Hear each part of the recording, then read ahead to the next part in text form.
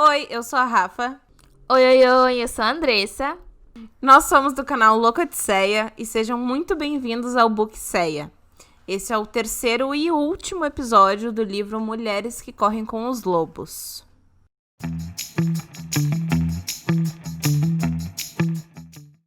Vamos retornar então o livro da parte das deusas sujas, do capítulo 11, onde a autora fala sobre um ser vivo do subterrâneo da natureza das mulheres selvagens.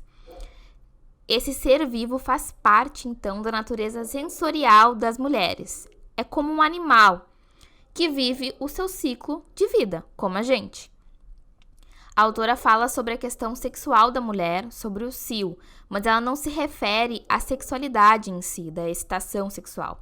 Ela fala sobre a consciência sensorial da mulher selvagem. A gente entra então num novo conto e é o conto do urso da meia-lua. E de uma forma, eu vou tentar resumir, mas não vai ser bem resumido. Mas esse conto nos diz que...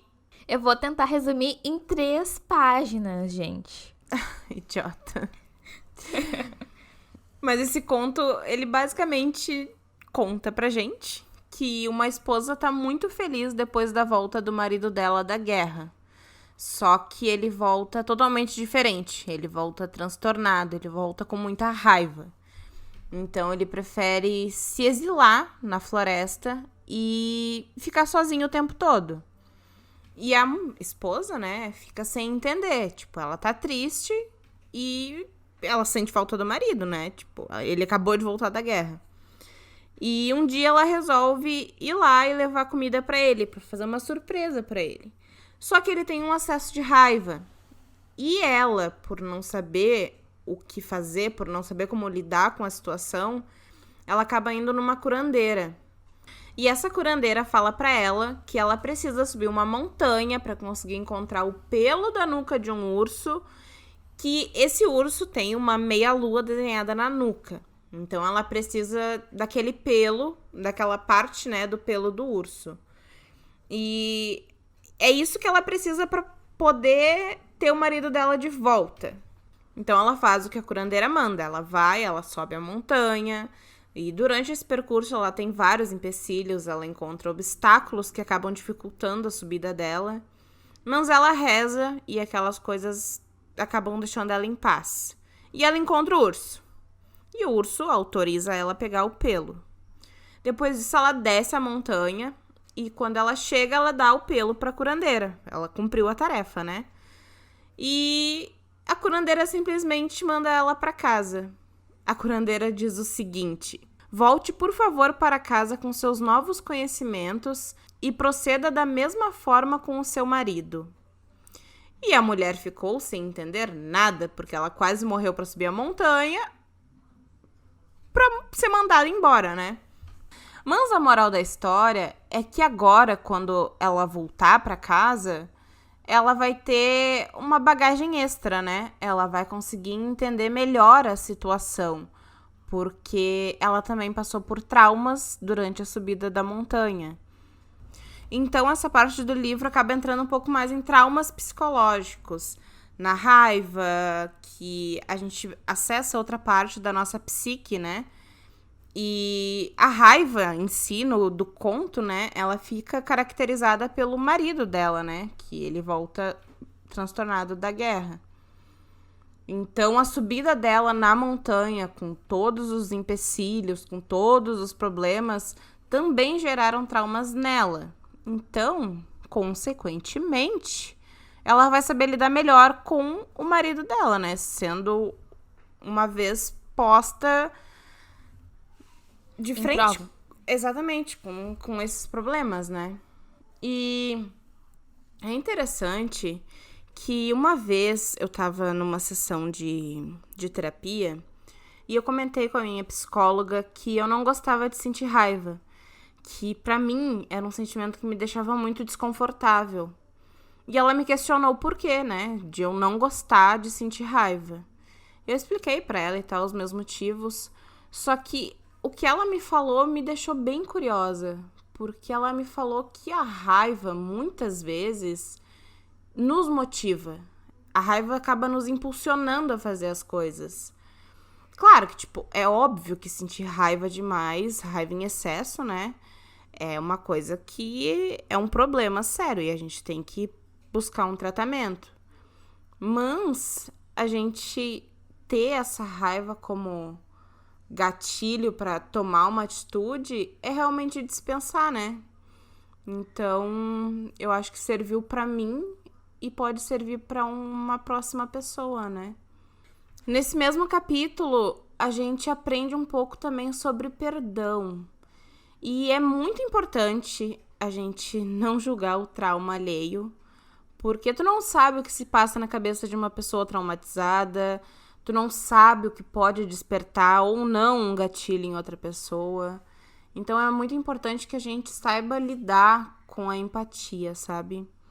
Eu acho que o perdão é uma das leis mais divinas que existe no mundo. Isso baseado no que eu acredito, né? Então eu acho que é importante tu saber perdoar. Só que a autora também fala no livro, né, que não é porque eu consigo perdoar e tu não consegue que eu sou melhor que tu. Basicamente, conseguir perdoar não define o teu caráter, sabe? Não te torna uma pessoa pior ou melhor. É só uma característica tua. Sei lá, eu achei interessante falar sobre isso porque... Sei lá, só achei interessante. Essa história, na verdade, é sobre compreensão, né? Exatamente. Compreender o próximo, né? O outro. E Compreender se pôr as suas no dores, lugar, né? os seus medos. É exatamente, estar no lugar da pessoa, né? É bem bacana, né?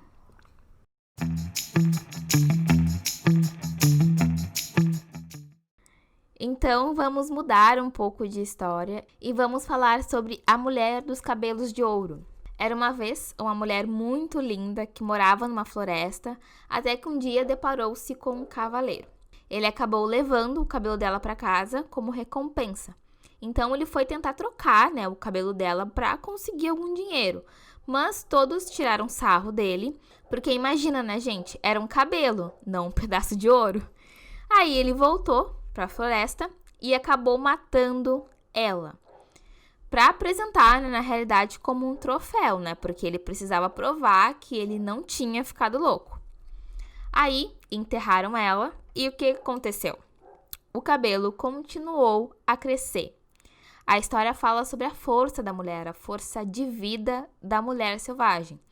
Porque mesmo estando morta, né, ela continua de alguma maneira renascendo, ela continua vivendo por meio dos seus cabelos. Eu vou ler um trechinho agora do livro.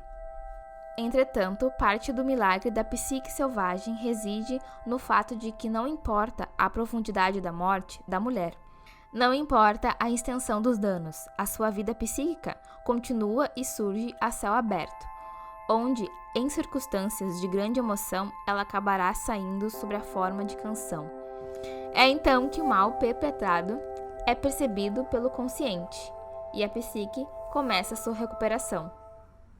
Gente, é perpetrado mesmo, tá, gente? Só pra avisar, tá? Não é um erro de português. É. Eu até achei um pouco estranho aqui, mas é isso aí, tá? Tá no livro.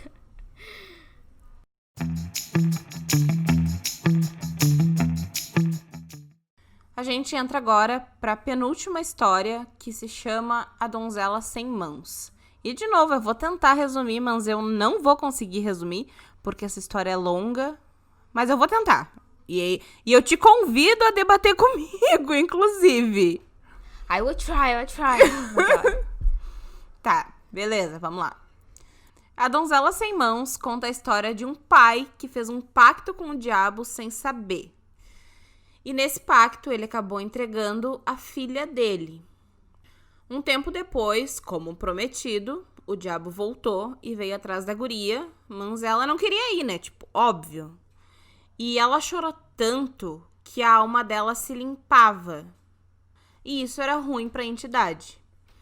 Até que um dia, depois de muito tentar chegar perto da menina lá, o diabo obrigou o pai dela, né, a cortar as mãos da menina.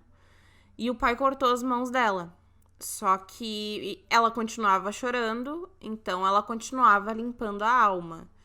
E de tempo em tempo, aquela entidade voltava, mas nunca conseguia levar a menina. Aí os pais dela envelheceram, porque se passou muito tempo, e ela foi embora. Ela acabou se casando com um rei e também tiveram um filho. E o diabo continuou tentando atingir ela todo esse tempo, mandando recados falsos pro rei, fazendo maldade. Só que no fim das contas, ela acabou tendo as mãos de novo. As mãos nasceram de novo, né?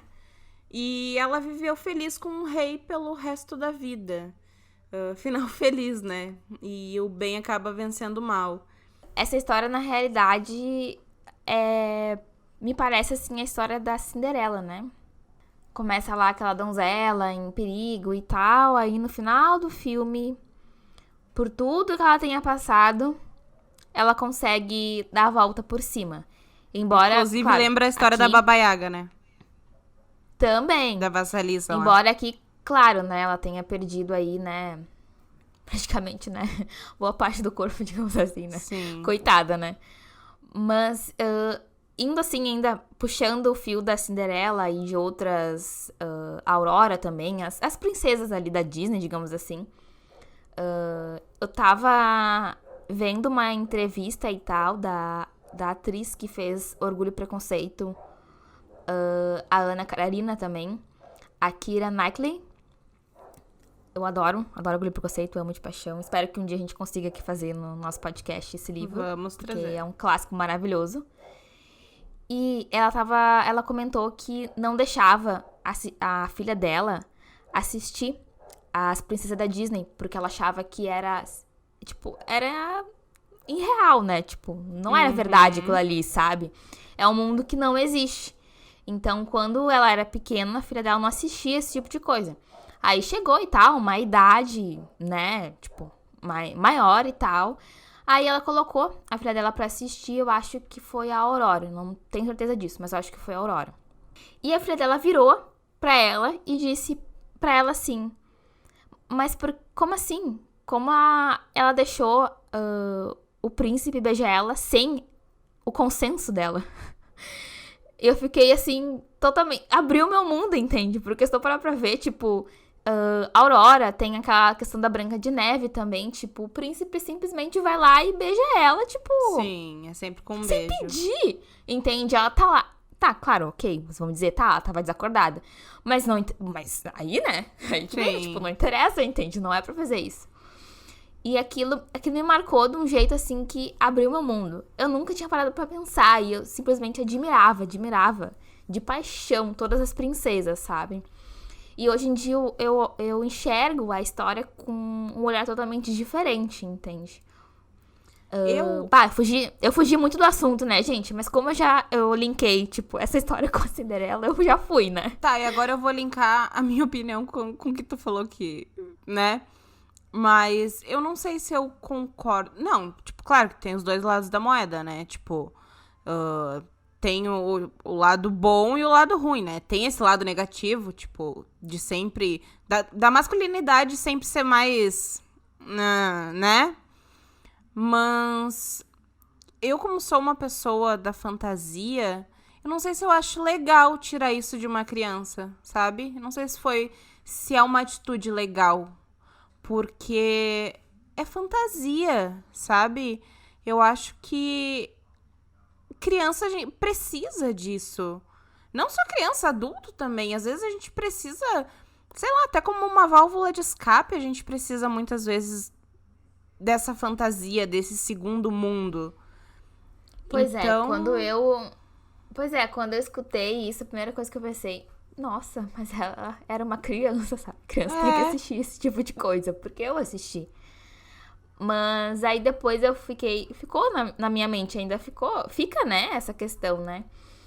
Mas aí, tipo, eu fico um pouco dividida, entende? Em questão, eu vou deixar ou não vou deixar, entende? Porque eu entendo ela, tipo, de criar a filha dela pro mundo totalmente machista e real, sabe? Cruel, digamos assim, porque o mundo é cruel. Sim, muito cruel. Ei!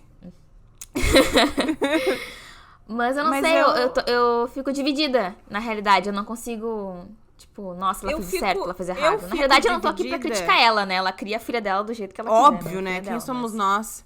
Mas eu acho isso bem triste, na verdade. Porque, que nem eu te falei, sabe? Eu acho que a gente precisa dessa válvula de escape. E a criança, principalmente, a criança não como uma válvula de escape, mas a criança como um crescimento, sabe? Eu acho que absorver coisas saudáveis.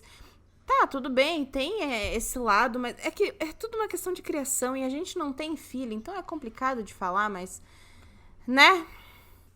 Eu acho, sinceramente, que de todas as histórias desse livro, essa é a mais confusa, sabe? Não confusa, mas... Deixa eu tentar achar uma palavra com mais detalhes, sabe? E mais interpretativa também. Porque todas elas são muito bem arquitetadas. Mas aqui tudo tem um significado. Então, tipo, cada passo que a guria dá... eu não li todo o conto pra vocês, porque é muito longo...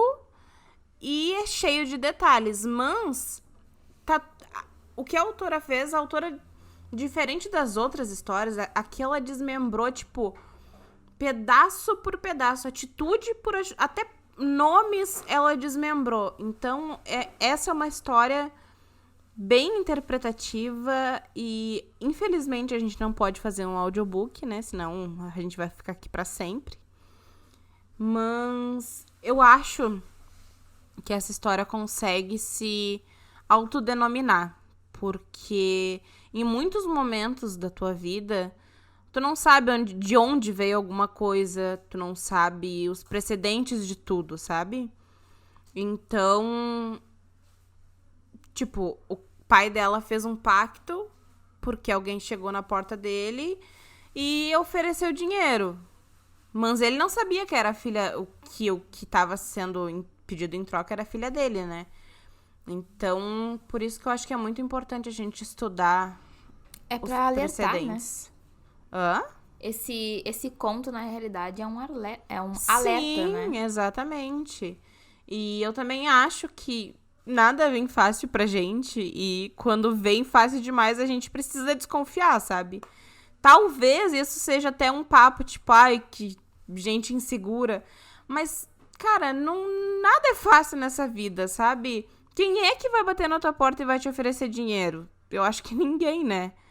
Então, eu acho que sim, a gente precisa estudar todo um terreno antes de tomar qualquer atitude. Pra não enganar a nossa própria mente, né? Pra não enganar o nosso próprio bem-estar, porque baseado nessa história a gente vê o que acontece, né?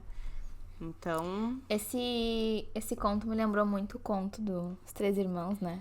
O Harry Potter. Sim, me lembrou muito também. Bastante. Pois é, parece uma história muito bonita, né? Quando tu pega e termina de ler, né? Sim. De superação, né? Mas é bem que tu falou, né? A questão de estudar tudo, né? Estudar todas as possibilidades, de ir atrás, procurar informação. Não só nessa questão, né?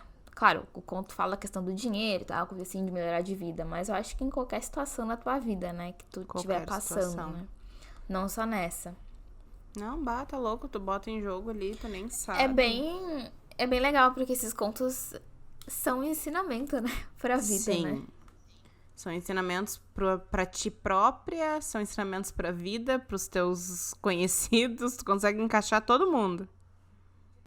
Eu ainda vou ler uma página não, um trechinho do livro sobre a donzela, né, sem mãos. Então vamos lá.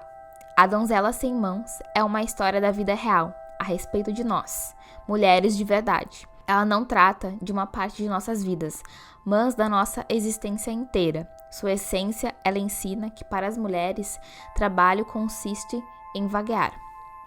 entrando e saindo da floresta repetidas vezes. Nossas psiques e nossas almas são especificamente adequadas a isso, de tal modo que conseguimos percorrer o subterrâneo psíquico, parando aqui e ali, prestando atenção à velha mãe selvagem, sendo alimentadas pelos frutos do espírito e conseguindo nos reunir e tudo a todos a quem amamos.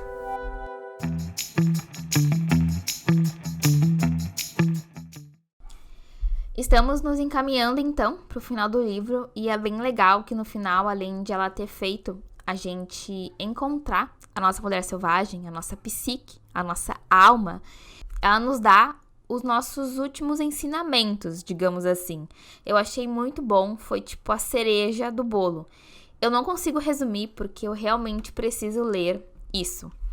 Eu não consigo resumir as palavras, eu acho muito claro e ao mesmo tempo muito bonito de apreciar essa escrita. Então eu vou ler esses últimos trechos. Vamos admitir, nós, mulheres, estamos construindo uma terra natal, cada uma com o seu próprio lote de terra extraída de uma noite de sonhos, um dia de trabalho. Estamos espalhando essa terra em círculos cada vez mais amplos, bem devagar. Um dia ela será uma terra contínua e uma terra ressuscitada de volta dos mortos. O mundo de La Madre, a terra natal psíquica, que coexiste e é equivalente em todos os mundos. Em um mundo feito da nossa vida, dos nossos gritos, do nosso riso, dos nossos ossos. É um mundo que vale a pena criar, no qual vale a pena viver, um mundo em qual predomina uma sanidade honesta e selvagem. Não desista até encontrar a família qual pertence, como o patinho feio. Despolua o rio criativo para que La Llorona encontre o que lhe pertence, como a donzela sem mãos. Deixe que o coração paciente a guie floresta fora. Como a da loba, colha os ossos dos valores perdidos e cante para devolvê-los à vida. Perdoe tanto quanto puder, esqueça um pouco e crie muito. O que você faz hoje influencia suas descendentes no futuro. As filhas das suas filhas irão provavelmente lembrar-se de você. E o que é mais importante, seguir seu exemplo. Os recursos da vida com a natureza instintiva são muitos, e as respostas mudam à medida que você muda, o mundo muda e por isso não se pode dizer faça isso e aquilo nessa ordem exata e tudo ficará bem. No entanto, durante toda a minha vida, sempre que encontrei lobos, tentei decifrar como consegue viver, na maioria das vezes, em tamanha harmonia. Assim, tendo como objetivo a paz, sugiro que você comece agora, mesmo com qualquer item da lista. Para quem estiver se esforçando, pode ser de grande ajuda. Começar pelo número 10. A autora, no final do livro, ela faz uma pequena lista, de normas gerais, digamos assim, para a vida dos lobos, e para, claro, as nossas vidas. Eu vou ler essa lista. São 10 coisas, para se fazer. Coma, descanse, perambule nos intervalos, seja leal, ame os filhos, queixe-se ao luar, apure os ouvidos, cuide dos ossos, faça amor, uive sempre. No mínimo lindo.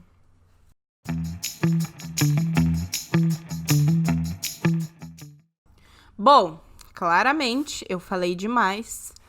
Mas eu acho que é complicadíssimo resumir um livro de autoajuda. Porque, como eu falei, diversas vezes, ele vai servir para cada um de uma forma diferente, Então, eu não posso chegar aqui e generalizar tudo, Então, a minha dica é, por favor, leiam esse livro. Porque ele abre realmente a tua mente. Ele é um pouco complicadinho, mas a partir do momento em que tu te acha na história, a história acaba fluindo, é uma coisa muito natural. Então, acaba descomplicando. E como eu já tinha falado também, essa leitura, infelizmente, me deu gatilhos. Eu me peguei várias vezes chorando e pensando, o que eu tô fazendo aqui, sabe? Mas, se tu souber filtrar bem, esses gatilhos acabam se tornando explicações pros teus sentimentos. E aí tu descobre que, na verdade, tu não é um patinho feio, mas sim uma mulher, um ser humano atrás do teu próprio eu, sabe? E, cara, sinceramente, assim, olha, o que eu acho, tá? Não deixem se enganar pelo título do livro, porque do meu ponto de vista, ele não é só para mulheres. Eu acredito que seja um livro onde tu vai conseguir se encontrar, independente de gênero. Eu acho que ele é um livro, eu acho que ele foi escrito pra te realmente parar e absorver a história, sabe? Se colocar no lugar da história e tal, e se encontrar. E quando o livro acaba, a gente acaba se descobrindo, a gente volta a se encontrar. Meio que dá um restart na nossa vida. Restart. Uhum. Tá, vamos lá. Eu adorei o livro. A gente brinca aqui, né, que eu sou uma pessoa muito fria, que recebe as coisas de maneira não tão tocante, digamos assim. Mas eu fiquei tocada com a sensibilidade das palavras. A colocação das palavras, né? É. As Mulheres que Correm com os Lobos é escrito por uma mulher. É claro que vai ter um público mais feminino, mas eu acho importante que os homens também leiam. Principalmente aquele público que é mais eclético nas leituras. Convido a todos a ler esse livro, que eu acho que é um ensinamento para a vida. Eu entendo, claro, que tem um significado maior para as mulheres, mas ele fala de coisas da vida, coisas que acontecem tanto com o público feminino quanto o masculino. É claro que existe uma balança diferente para ambos, pode não refletir o mesmo significado, né? Para todos, vai ser diferente na realidade, mas fala de acontecimentos, momentos das nossas vidas. Fica aí então a dica, leem esse livro, por favor, porque é muito bom, vale muito a pena e com certeza vai enriquecer o teu vocabulário.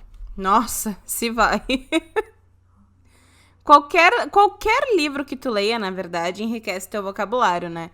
Mas esse aqui tem um toquezinho especial. É mais ou menos como ler o Morro dos Ventos Uivantes. Tu vai sair com uma palavra diferente dali.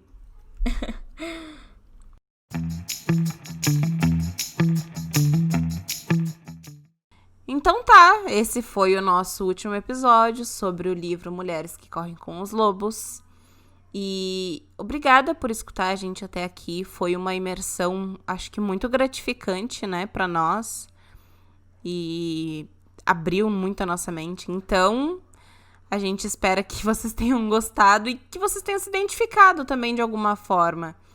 E se vocês têm alguma sugestão, crítica ou comentário, mandem e-mail para loucaodisseia@gmail.com com o assunto Bookseia, que com certeza a gente vai adorar ouvir, escutar e debater sobre o que for mandado. E não se esqueçam de seguir a gente nas redes sociais também, no Twitter, no Instagram, no Facebook, @loucaodisseia, e de se inscrever no nosso canal do YouTube. E aí, Rafa, qual é o nosso próximo livro? Ah, que sem graça. Não posso falar. Mas tem uma leve pegada feminista. Olha, spoiler. Eu que peço pra te dizer de igual spoiler, né? Olha, pessoal. Então tá, gente. Muito, muito, muito obrigada pela tua companhia. E até a próxima. Tchau. Beijo.